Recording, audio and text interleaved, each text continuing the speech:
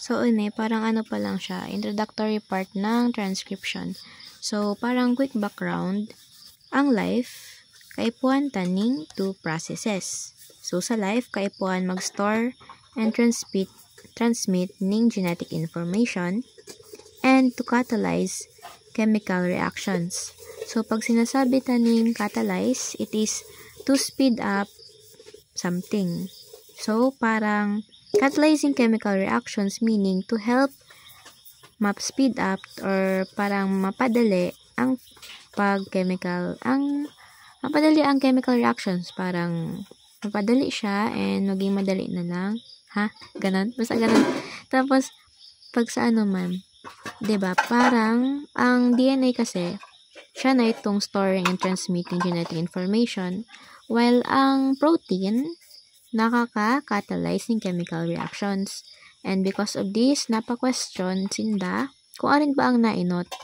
Parang yung concept na chicken and egg, kung arin ang nainot. So, ang DNA kasi, kaipuhan niya ng protein to copy itself or to proceed with replication.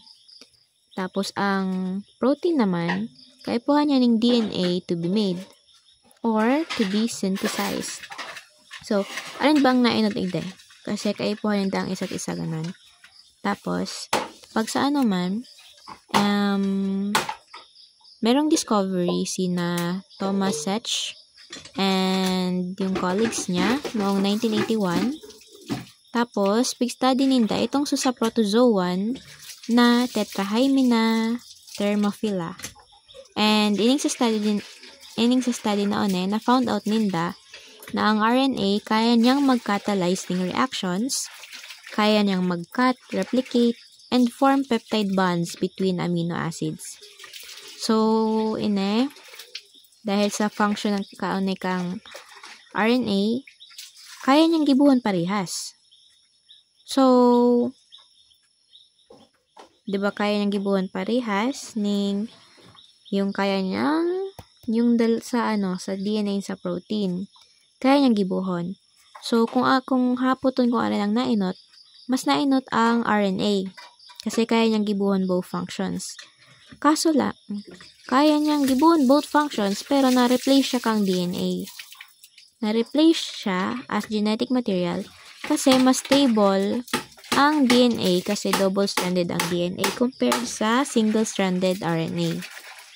And, hindi kita sa structure, RNA structure.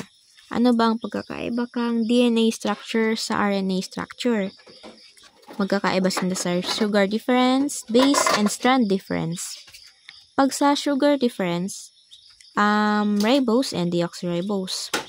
Ang sa RNA, ang sugar niya is ribose, while the DNA, ang sugar niya is deoxyribose.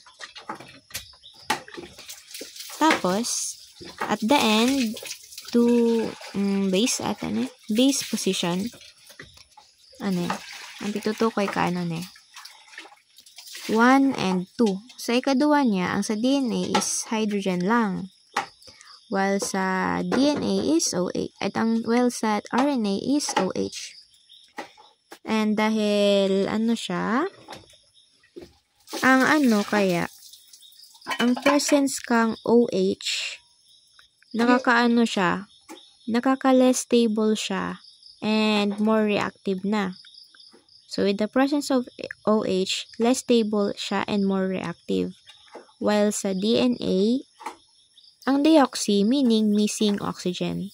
So, hydrogen lang ang yaon niya. And dahil hydrogen lang, meaning stable siya. Kung OH, bako siyang stable.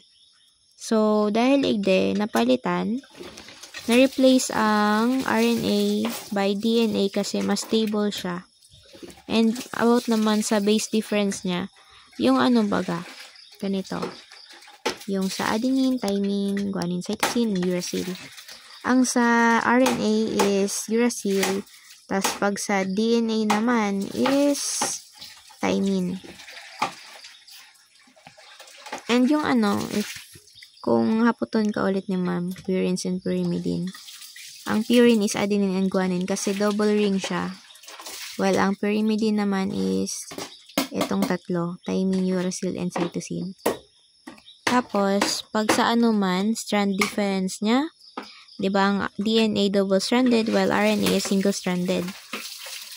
But, yung ibang RNA kaya na, ang RNA kaya niyang mag-fold onto itself. Tapos, kung haputon ka, igwa ba ning double-stranded na RNA? Igwa siya.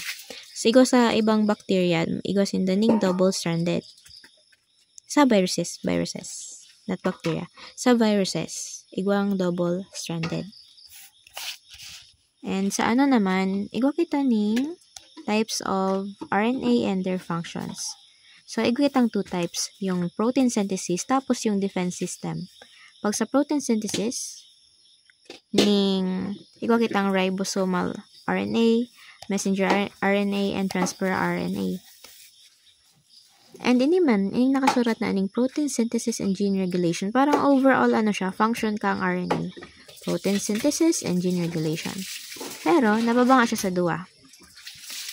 So, ining sa ribosomal RNA, it combines with proteins to form ribosomes, which is the site for protein synthesis. Yes, site siya ang protein synthesis.